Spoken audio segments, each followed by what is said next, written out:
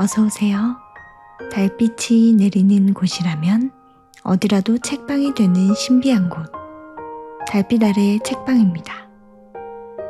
오늘 여러분들께 낭독해드릴 책은 김유정의 동백꽃입니다.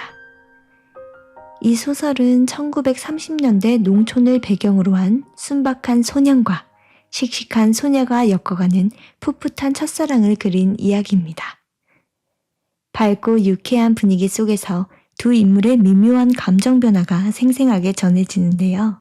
오늘은 특별히 저희 책방 알바생과 함께 낭독을 진행해 보도록 하겠습니다. 그럼 김유정의 동백꽃, 지금 시작하겠습니다.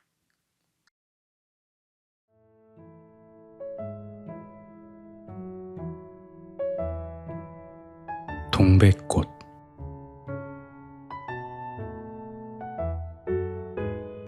오늘도 또 우리 수탉이 막 쫓기었다. 내가 점심을 먹고 나무를 하러 갈 양으로 나올 때였다. 산으로 올라서려니까 등 뒤에서 푸드득 푸드득 하고 닭의 횟소리가 야단이다. 깜짝 놀라서 고개를 돌려보니 아니나 다르랴 두 놈이 또 얼리었다. 점순내 수탉, 대강이가 크고 똑 오소리같이 실팍하게 생긴 놈이 덩저리 작은 우리 수탉을 함부로 해내는 것이다. 그것도 그냥 해내는 것이 아니라 푸드득하고 면두를 쪼고 물러섰다가 좀 사이를 두고 푸드득하고 모가지를 쪼았다. 이렇게 멋을 부려가며 여지없이 닦아놓는다. 그러면 이 못생긴 것은 쪼일 적마다 주둥이로 땅을 받으며 그 비명이 킥킥 할 뿐이다. 물론 미처 아물지도 않은 면두를 또 쪼이며 붉은 선혈은 뚝뚝 떨어진다. 이걸 가만히 내려다보자니 내 대강이가 터져서 피가 흐르는 것 같이 두 눈에서 불이 번쩍 난다. 대뜸 지게 막대기를 메고 달려들어 점순내 닭을 후려칠까 하다가 생각을 고쳐먹고 환매질로 떼어만 놓았다. 이번에도 점순이가 쌈을 붙여놨을 것이다. 바짝바짝 내 기를 올리느라고 그랬음에 틀림이 없을 것이다. 고놈의 계집애가 요새로 들어서 왜 나를 못 먹겠다고 그렇게 아르릉거리는지 모른다. 나흘 전 감자것만 하더라도 나는 저에게 조금도 잘못한 것은 없다. 계집애가 나무를 캐러 가면 갔지 나무 울타리 엮는데 생이질을 하는 것은 다 뭐냐. 그것도 발소리를 죽여가지고 등 뒤로 살며시 와서 얘, 너 혼자만 일하니? 하고 긴치 않는 수작을 하는 것이다. 어제까지도 저와 나는 이야기도 잘 않고 서로 만나도 본체만 척하고 이렇게 점잖게 지내던 터이런만 오늘로 갑작스레 대견해졌으면 웬일인가. 항차 망하지만한 계집애가 남일하는 놈 보고 그럼 혼자 하지 때로 하디? 내가 이렇게 내배앉는 소리를 하니까 너 일하기 좋니? 또는 한여름이나 되거든 하지. 벌써 울타리를 하니? 잔소리를 두루 늘어놓다가 남이 들을까봐 손으로 입을 틀어막고는 그 속에서 깔깔댄다. 별로 웃을 것도 없는데 날씨가 풀리더니 이놈의 계집애가 미쳤나 하고 의심하였다. 게다가 조금 뒤에는 제 집게를 할금할금 돌아보더니 행주치마의 속으로 꼈던 바른 손을 뽑아서 나의 턱 밑으로 불쑥 내미는 것이다. 언제 구웠는지 더운 김이 획 끼치는 굵은 감자 3개가 손에 뿌듯이 쥐었다. 네 집엔 이거 없지? 하고 생색 있는 큰 소리를 하고는 제가 준 것을 남이 알면 큰일 날 테니 여기서 얼른 먹어버리란다. 그리고 또 하는 소리가 너 봄감자가 맛있단다? 난 감자 안 먹는다. 너나 먹어라. 나는 고개도 돌리지 않고 일하던 손으로 그 감자를 도로 어깨 너머로 쑥 밀어버렸다. 그랬더니 그래도 가는 기색이 없고 뿐만 아니라 새근새근하고 심상치 않게 숨소리가 점점 거칠어진다. 이건 또 뭐야 싶어서 그때야 비로소 돌아다 보니 나는 참으로 놀랐다. 우리가 이 동네에 들어온 것은 근 3년째 되어오지만 여태껏 가무잡잡한 점순이의 얼굴이 이렇게까지 홍당무처럼 새빨개진 법이 없었다. 게다가 눈에 독을 올리고 한참 나를 요렇게 쏘아보더니 나중에는 눈물까지 어리는 것이 아니냐. 그리고 바구니를 다시 집어들더니 이를 꼭 악물고는 엎어질 듯 자빠질 듯 논둑으로 횡하게 달아나는 것이다. 어쩌다 동리 어른이 너 얼른 시집을 가야지. 하고 웃으면 염려 마셔요. 갈 때 되면 어련히 갈라고. 이렇게 천연덕스레 받는 점순이었다. 본시 부끄럼을 타는 계집애도 아니거니와 또한 분하다고 눈에 눈물을 보일 얼병이도 아니다. 분하면 차라리 나의 등허리를 바구니로 한번 모질게 후려세리고 달아날지언정. 그런데 고약한 그 꼴을 하고 가더니 그 뒤로는 나를 보면 잡아먹으려 귀를 복복 쓰는 것이다. 서로 주는 감자를 안 받아 먹은 것이 실례라 하면 주면 그냥 주었지 느 집엔 이거 없지는 다 뭐냐?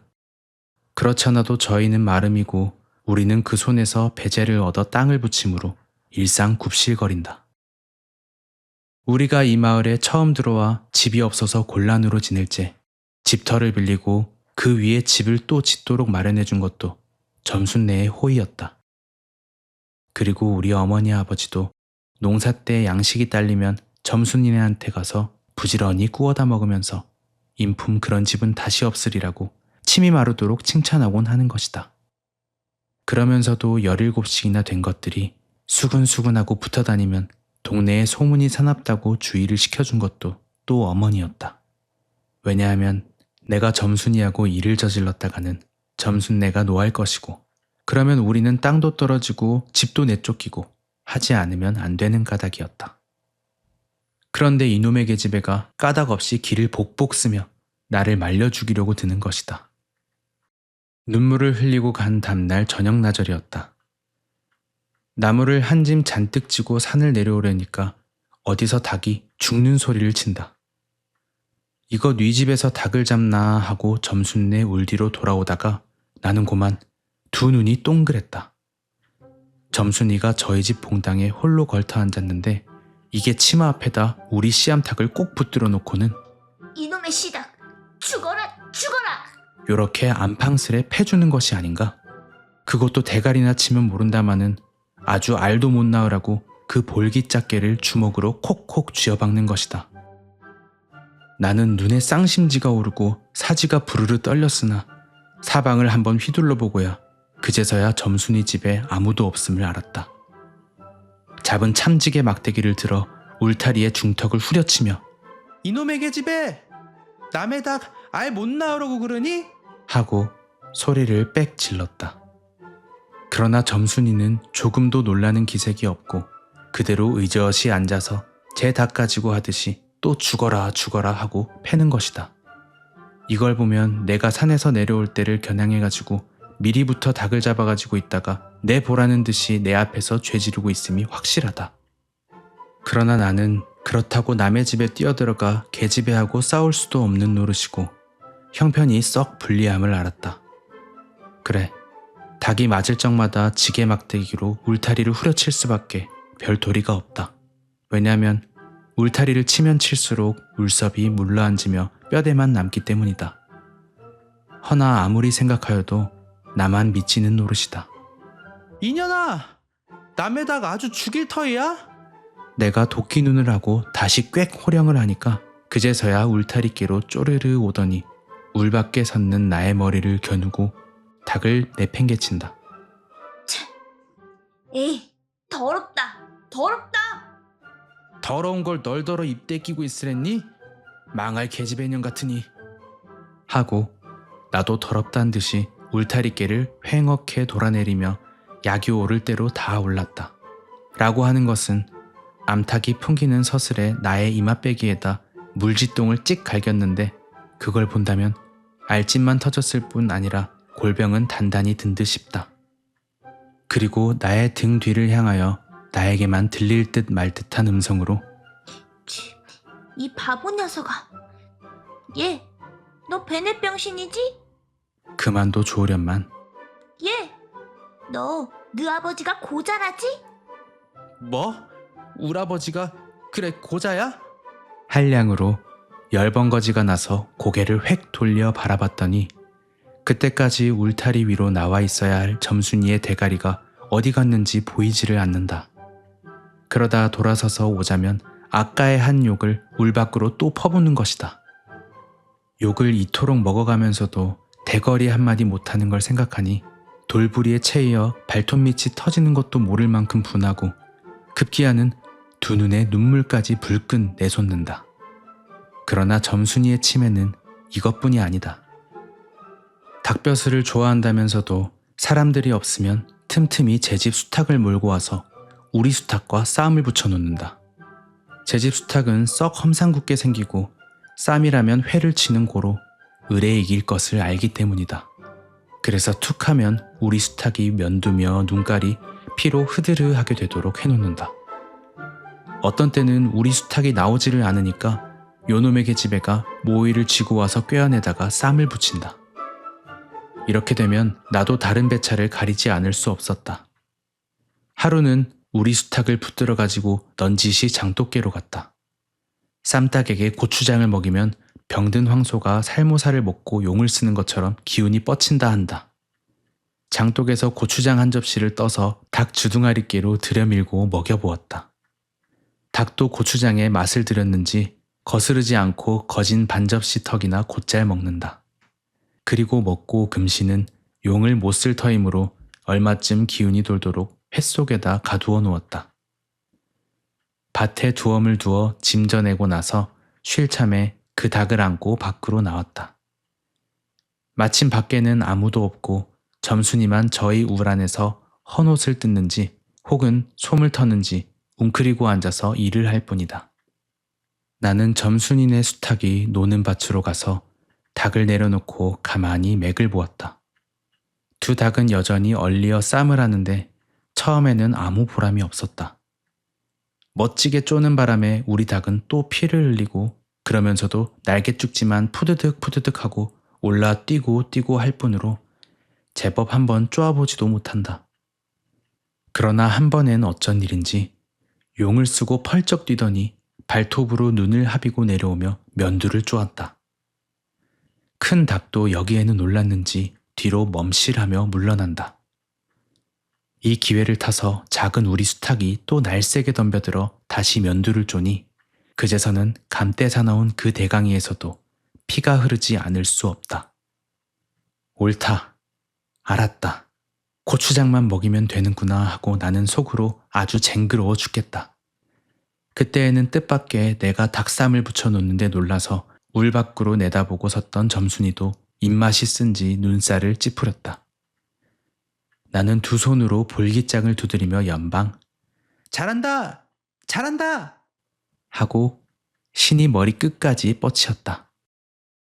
그러나 얼마 되지 않아서 나는 넋이 풀려 기둥같이 묵묵히 서 있게 되었다. 왜냐면 큰 닭이 한 번 쪼인 안가품으로 호들갑스레 연거푸 쪼는 서슬에 우리 수탉은 찔끔 못하고 막 곱는다. 이걸 보고서 이번에는 점순이가 깔깔거리고 되도록 이쪽에서 많이 들으라고 웃는 것이다. 나는 보다 못하여 덤벼들어서 우리 수탉을 붙들어가지고 도로 집으로 들어왔다. 고추장을 좀 더 먹였더라면 좋았을걸. 너무 급하게 쌈을 붙인 것이 퍽 후회가 난다. 장독계로 돌아와서 다시 턱 밑에 고추장을 들이댔다. 흥분으로 말미암아 그런지 당최 먹질 않는다. 나는 할 일 없이 닭을 반드시 눕히고 그 입에다 권련 물부리를 물렸다. 그리고 고추장물을 타서 그 구멍으로 조금씩 들여부었다. 닭은 좀 괴로운지 킥킥하고 재채기를 하는 모양이나 그러나 당장의 괴로움은 매일같이 피를 흘리는데 될 게 아니라 생각하였다. 그러나 한 두어 종지가량 고추장물을 먹이고 나서는 나는 고만 풀이 죽었다. 싱싱하던 닭이 왜 그런지 고개를 살며시 뒤틀고는 소나귀에서 뻗으러지는 것이 아닌가. 아버지가 볼까봐 얼른 회에다 감추어 두었더니 오늘 아침에서야 겨우 정신이 든 모양 같다. 그랬던 걸 이렇게 오다 보니까 또 쌈을 붙여놓느니 이 망할 계집애가 필연 우리 집에 아무도 없는 틈을 타서 제가 들어와 회에 꺼내가지고 나간 것이 분명하다. 나는 다시 닭을 잡아다 가두고 염려는 스러우나 그렇다고 산으로 나무를 하러 가지 않을 수도 없는 형편이었다. 소나무 삭정이를 따며 가만히 생각해보니 암만 해도 고년의 목쟁이를 돌려놓고 싶다. 이번에 내려가면 망할년 등줄기를 한번 되게 후려치겠다 하고 싱둥벙둥 나무를 지고는 불이 나게 내려왔다. 거지 반 집에 다 내려와서 나는 호들기 소리를 듣고 발이 딱 멈추었다. 산기슭에 널려있는 굵은 바윗돌 틈에 노란 동백꽃이 소보록하니 깔리었다. 그 틈에 끼어 앉아서 점순이가 청승맞게실이 호들기를 불고 있는 것이다. 그보다도 더 놀란 것은 그 앞에서 또 푸드득 푸드득 하고 들리는 닭의 횟소리다. 필연코 요년이 나의 약을 올리느라고 또 닭을 집어내다가 내가 내려올 길목에다 쌈을 시켜놓고 저는 그 앞에 앉아서 천연스레 호들기를 불고 있음에 틀림이 없으리라. 나는 약이 오를 대로 올라서 두 눈에서 불과 함께 눈물이 퍽 쏟아졌다. 나무찌개도 벗어놓을 새 없이 그대로 내동댕이 치고는 지게 막대기를 뻗치고 허둥허둥 달려들었다. 가까이 와보니 과연 나의 짐작대로 우리 수탉이 피를 흘리고 거의 빈사지경에 이르렀다. 닭도 닭이려니와 그러함에도 불구하고 눈 하나 깜짝 없이 그대로 앉아서 호드기만 부는 그 꼴에 더욱 치가 떨린다. 동네에서도 소문이 났거니와 나도 한때는 걱실걱실이 일 잘하고 얼굴 예쁜 계집애인 줄 알았더니 시방 보니까 그 눈깔이 꼭 여우 새끼 같다. 나는 대뜸 달려들어서 나도 모르는 사이에 큰 수탉을 단매로 때려 엎었다.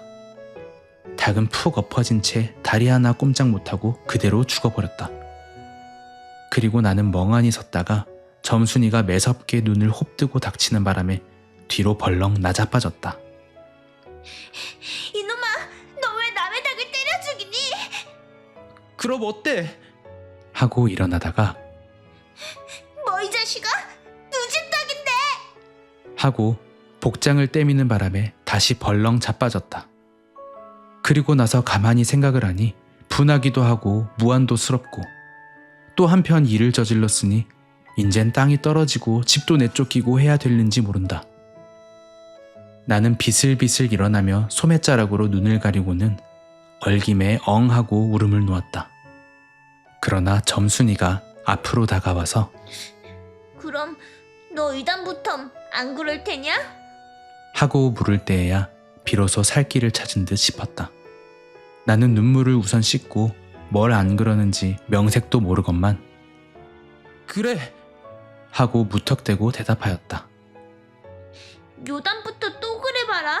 내 자꾸 못살게 굴 테니. 그래 이젠 안 그럴 테야. 닭 죽은 건 염려 마라. 내 안 잃을 테니. 그리고 멋에 떠다 밀렸는지 나의 어깨를 짚은 채 그대로 퍽 쓰러진다.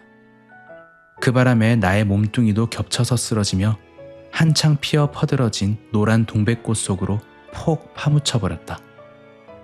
알싸한 그리고 향긋한 그 냄새에 나는 땅이 꺼지듯이 온 정신이 고만 아찔하였다. 너 말 마라. 그래. 조금 있더니 요 아래서 점순아! 점순아! 인연이 바느질하다 말고 어딜 갔어? 하고 어딜 갔다 온 듯 싶은 그 어머니가 역정이 대단히 났다.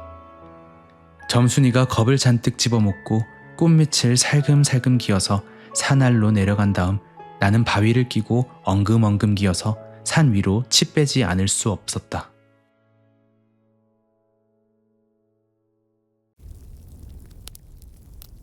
동백꽃.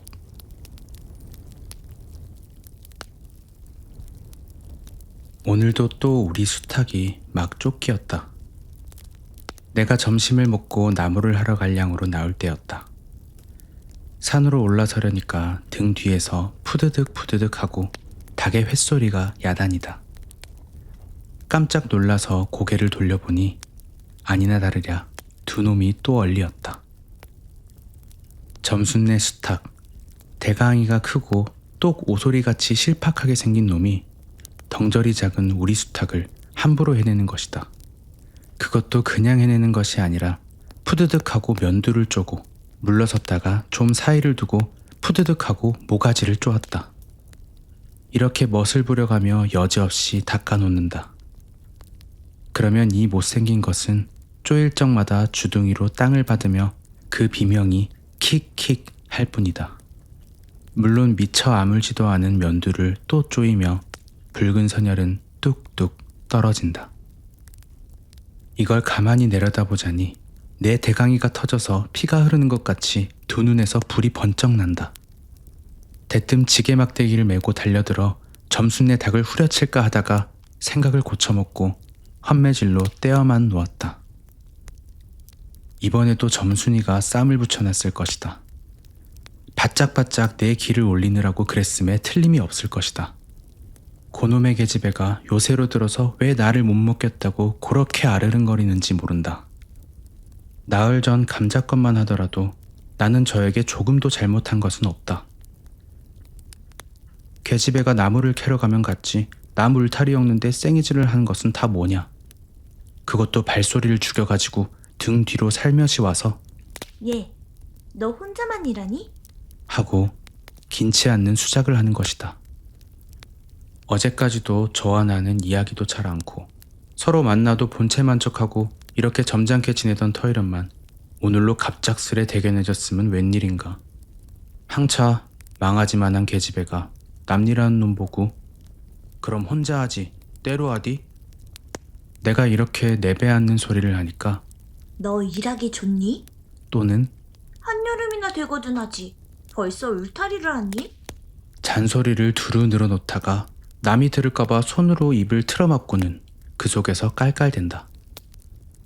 별로 웃을 것도 없는데 날씨가 풀리더니 이놈의 계집애가 미쳤나 하고 의심하였다.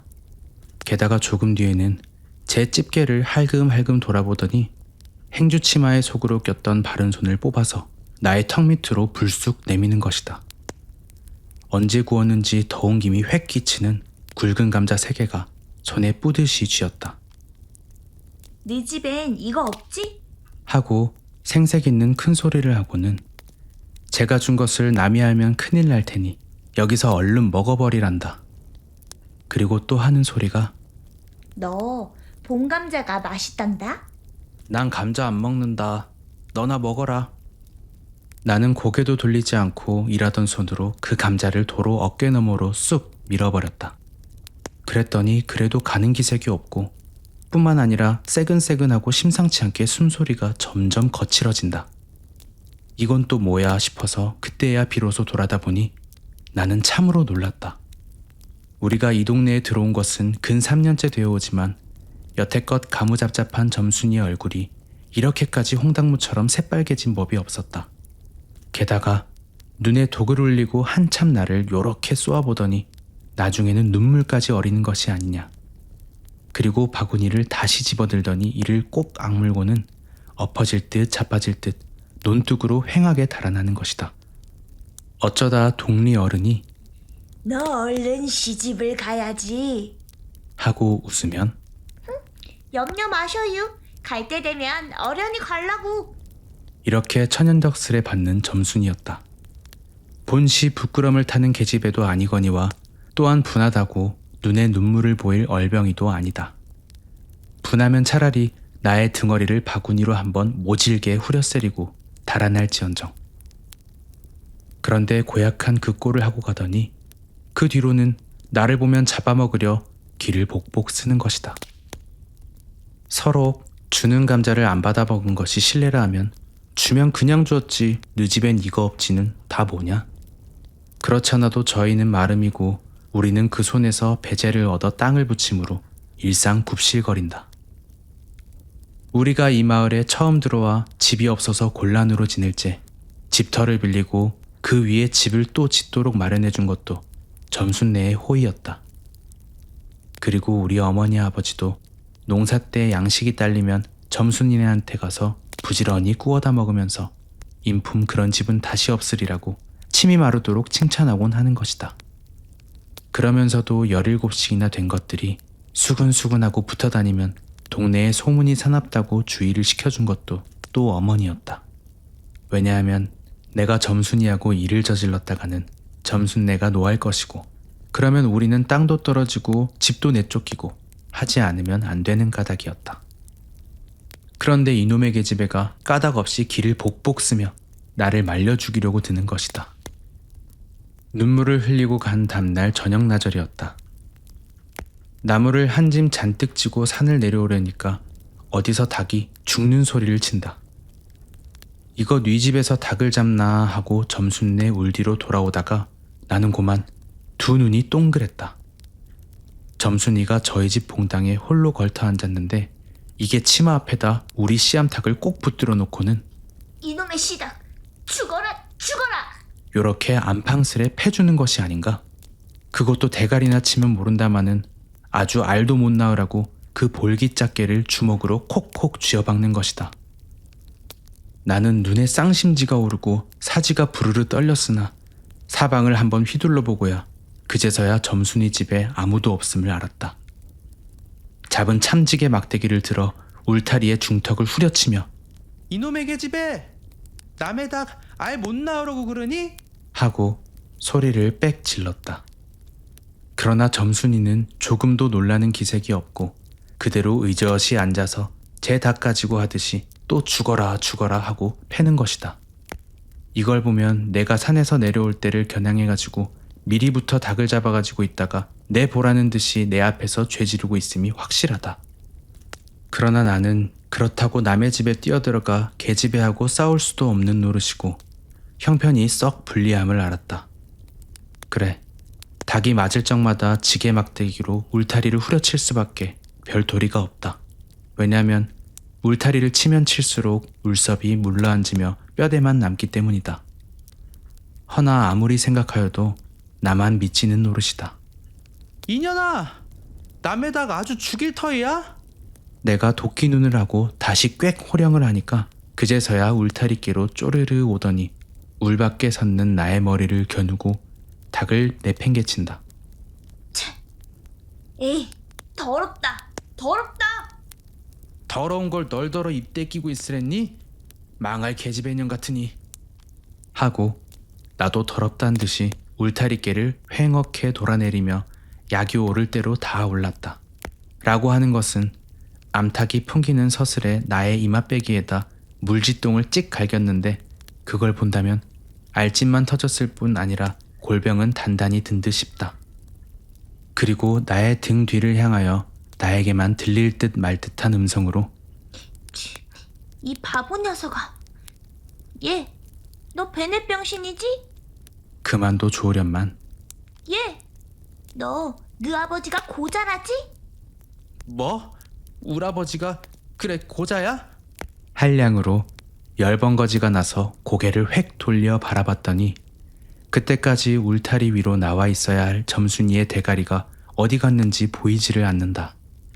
그러다 돌아서서 오자면 아까의 한 욕을 울 밖으로 또 퍼붓는 것이다.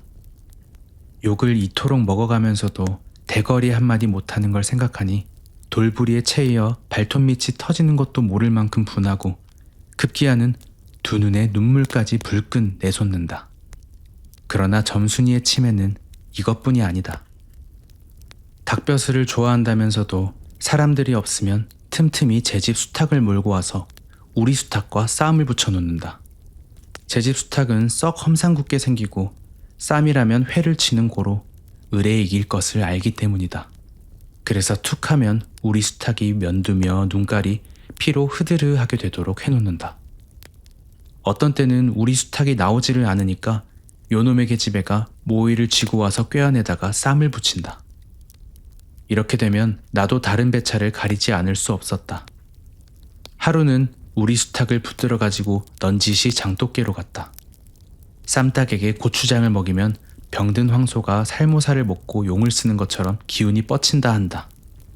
장독에서 고추장 한 접시를 떠서 닭 주둥아리께로 들여밀고 먹여보았다. 닭도 고추장에 맛을 들였는지 거스르지 않고 거진 반 접시 턱이나 곧잘 먹는다. 그리고 먹고 금시는 용을 못 쓸 터이므로 얼마쯤 기운이 돌도록 회 속에다 가두어 놓았다. 밭에 두엄을 두어 짐져내고 나서 쉴 참에 그 닭을 안고 밖으로 나왔다. 마침 밖에는 아무도 없고 점순이만 저희 울 안에서 헌옷을 뜯는지 혹은 솜을 터는지 웅크리고 앉아서 일을 할 뿐이다. 나는 점순이네 수탉이 노는 밭으로 가서 닭을 내려놓고 가만히 맥을 보았다. 두 닭은 여전히 얼리어 쌈을 하는데 처음에는 아무 보람이 없었다. 멋지게 쪼는 바람에 우리 닭은 또 피를 흘리고 그러면서도 날개죽지만 푸드득 푸드득 하고 올라 뛰고 뛰고 할 뿐으로 제법 한번 쪼아보지도 못한다. 그러나 한 번엔 어쩐 일인지 용을 쓰고 펄쩍 뛰더니 발톱으로 눈을 하비고 내려오며 면두를 쪼았다. 큰 닭도 여기에는 놀랐는지 뒤로 멈실하며 물러난다. 이 기회를 타서 작은 우리 수탉이 또 날쌔게 덤벼들어 다시 면두를 쪼니 그제서는 감때 사나운 그 대강이에서도 피가 흐르지 않을 수 없다. 옳다. 알았다. 고추장만 먹이면 되는구나 하고 나는 속으로 아주 쟁그러워 죽겠다. 그때에는 뜻밖의 내가 닭쌈을 붙여놓는데 놀라서 물 밖으로 내다보고 섰던 점순이도 입맛이 쓴지 눈살을 찌푸렸다. 나는 두 손으로 볼기장을 두드리며 연방 잘한다! 잘한다! 하고 신이 머리 끝까지 뻗치었다. 그러나 얼마 되지 않아서 나는 넋이 풀려 기둥같이 묵묵히 서 있게 되었다. 왜냐면 큰 닭이 한 번 쪼인 안가품으로 호들갑스레 연거푸 쪼는 서슬에 우리 수탉은 찔끔 못하고 막 곱는다.